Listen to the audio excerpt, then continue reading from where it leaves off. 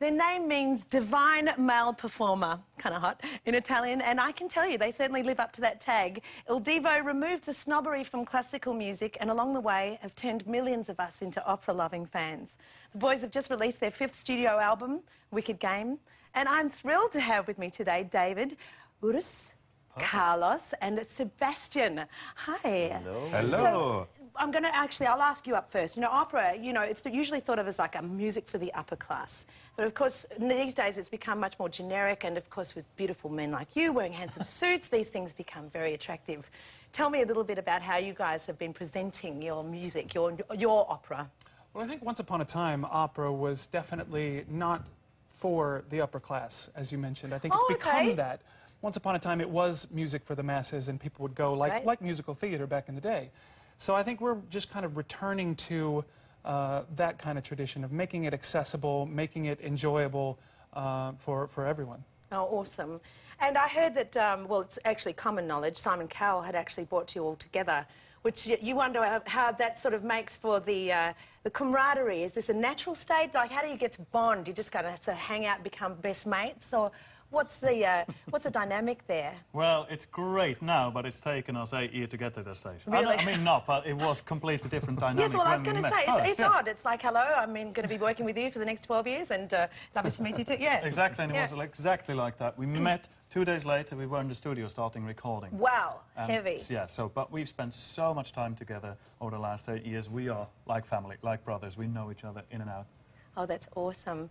And of course, you've had a brave choice of songs because being that it's opera and they're a new public, often young public too, I'm actually in love. I just heard in the break your performance of this new song. It's one of my favourite songs. He's one of my favourite artists, Chris Isaacs. And the song I'm referring to is Wicked Game. It's such a romantic song. Now, I actually think you guys have taken it even into another level of romance. That's nice to hear. Yeah, tell me a little bit about how you approached him and asking him for the song and how he felt about that, or did you just do it? No, I mean, there was a difficult choice, obviously, because we didn't know which song to choose. I mean, when we heard Wicked Game, we didn't believe that it would go out so well. I mean, we were a really big fan of Chris Isaac. And then there was a story that at the beginning he didn't want us to do it because well, his mom, she was a big fan of us. And then she said, let's tell the guys to do it in Italian. So we just did it in Italian. And then he just said, that's an amazing song. So it sounds fantastic in this guy's voices in Italian. So well, it really does. I mean, it's amplified the romance, like I said, because the song is essentially very intimate. And you'd think that if you gave it to opera singers, it might just take it out into this. But of course it's not. It's even just more and more romantic. And speaking of romance, they're going to be kicking off their Australian tour next year. They'll be coming back for Valentine's Day. You've performed in some amazing locations. Royal Albert Hall, at Buckingham Palace. True. Can you tell me what is possibly the highlight location you've performed at, or the worst? The worst, though. We should never say the worst. Well, you could say the worst. I've played in some pretty awkward places in my time. It was probably in my bathroom when we had no success back in the days before Vivo. The best, there's been so many places. Table Mountains in South Africa outside, wonderful. And that was, for me, like a big highlight. That was amazing. I really like being outside.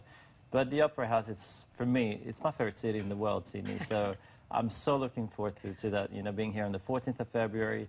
With the loved ones, that's going to be a special day. So actually, anyone who doesn't know what to do on Valentine's Day, I would advise to come to see our show, because we're going to have an amazing, amazing show. I believe it, and I hope to be there as well. And I'd like to just make mention, because, we as Australians, if there's anybody internationally that's attached in any way to an Australian, we like to kind of, it's very exciting for us, we feel like we're somehow related to you. And you're married to an Australian, have a new baby. Pardon? Poor her. Oh, no, mon Dieu, no.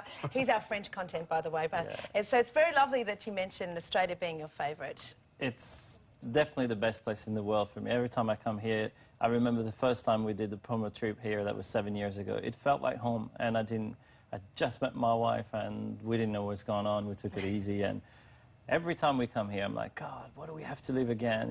It's such a beautiful lifestyle. Well, I'm sure myself and the fans will agree. We'd like to have you here for good. So if you want to make Australia your house, you can come and stay. We love it. Thank you. And you are going to sing for us a little later, which is fantastic. So we'll get to see you performing? And you are performing live, which is always a wonderful thing.